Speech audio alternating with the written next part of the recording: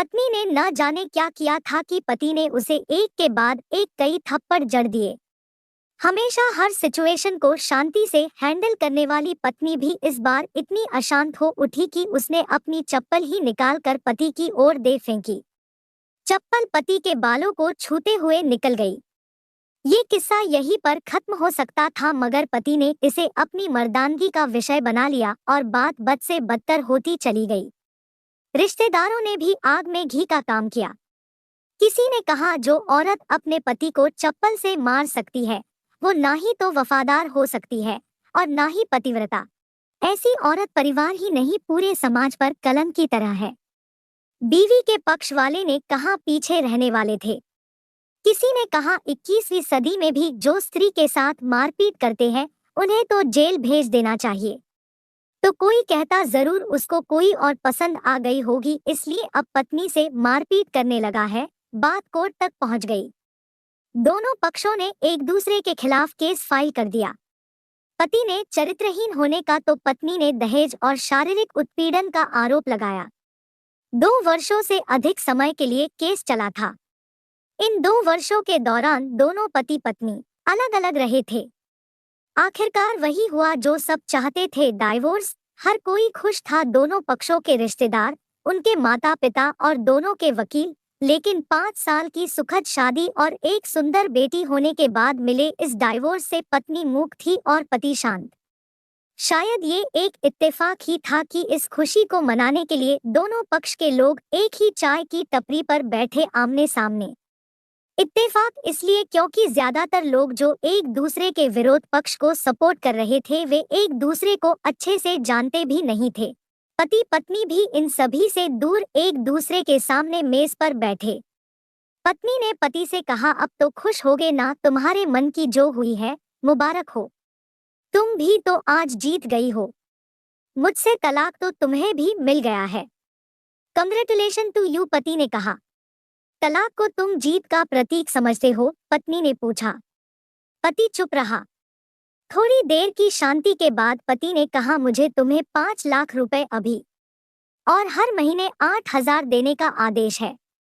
अभी मेरे पास पैसे नहीं है इसलिए हमारा मतलब मेरा जो सिटी में फ्लैट है उसे तुम्हारे नाम कर देता हूँ। पत्नी बोली, लेकिन उस फ्लैट की कीमत तो 18 लाख की है।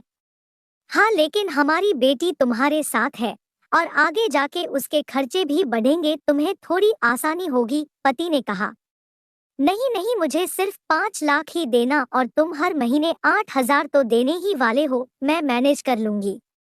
अगर 5 लाख नहीं है तब भी कोई बात नहीं, पत्नी बोली। इन 2 वर्षों के दौरान दोनों पक्षों के समर्थकों की संख्या कम हो गई थी। पहले जहां दोनों पक्षों में समर्थकों का समूह होता था, अब गिने चुने लोग रह गए थे।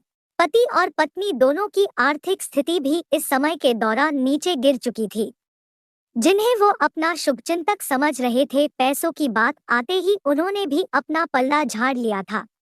अगर कोई देने को राजी भी हुआ तो मोटे ब्याज की शर्त पर। दोनों फिर से शांत हो गए। पति सोचने लगा, कितनी भोली और समझदार है ये औरत, जो कुछ समय पहले तक मेरी पत्नी थी और अब अनजान। ये वही है जो कम से कम खर्चे में घर चलाती और पैसे बचाकर मेरे जन्मदिन और बर्थडे पर हमेशा मेरे लिए नए कपड़े खरीद लाती।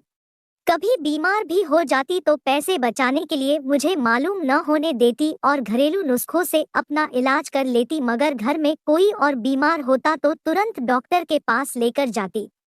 मेरी ही मति मारी गई थी, मैं ही अपनी झूठी मर्दानगी के चक्कर में इतनी बड़ी गलती कर बैठा। पत्नी के दिमाग में भी उथल पुथल चल रही थी। अभी भी वैसा का वैसा ही है, पहले भी खुद से ज्यादा हमारे बारे में सोचता था और अब भी वही कर रहा है।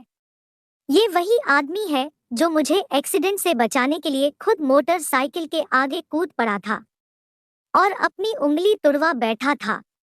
पता नहीं कौन सी मनहूस घड़ी में मैं झगड़ा कर बैठी। पति ने मौन तोड़ते हुए पूछा, अब तुम्हारे कमर का दर्द कैसा है? ज्यादा तकलीफ तो नहीं होती? पत्नी हल्का सा मुस्कुराई और बोली, अभी भी होता है, अब तो पेट में भी दर्द उठता है। वो तो होगा ही, तुम योगा या कसरत भी तो नहीं करती हो। अब किसी गायनेकोलॉजिस्ट को जरूर दिखा देना। पति ने कहा, तुम बताओ तुम्हारा अस्थमा कैसा है अब? क्या अब भी दौरे पड़ते हैं? पत्नी ने पूछा।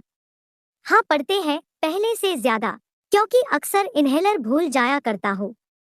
याद दिलाने के लिए तुम जो नहीं हो अब। पति बोला।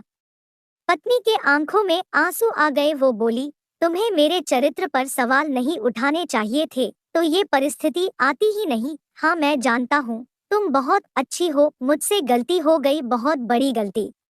मैं लोगों के बहकावे में आ गया था। पति बोला। तुमने भी तो मुझ पर दहेज का इल्जाम लगाया था। वो बोला। गलत था, और इस बात का मुझे भी पछतावा हुआ।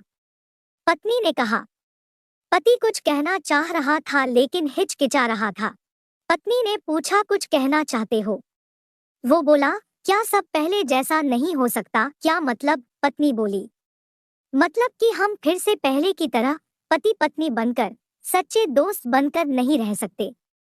पति बोला, पर ये डाइवोर्स के पेपर दिखाते हुए पत्नी ने कहा, फाड़ देते हैं।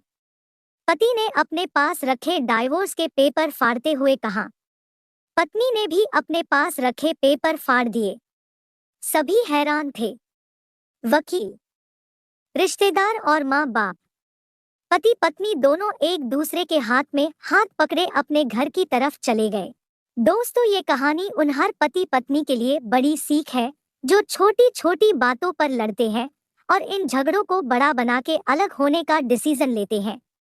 प्यार और झगड़ा तो एक सिक्के के दो पहलुओं की तरह है, दोनों को स्वीकार करना होगा, तभी ये पवित्र रिश्ता उसकी मंजिल तक पहुंच पाएगा। दोस्तों, यह कहानी आपको कैसी लगी? कहानी पसंद आई हो तो लाइक शेयर सब्सक्राइब करना ना भूले। कहानी के बारे में आपकी क्या राय है, हमें कमेंट करके जरूर बताएं। इसी तरीके की कहानी सुनने के लिए हमारे चैनल को सब्सक्राइब करें।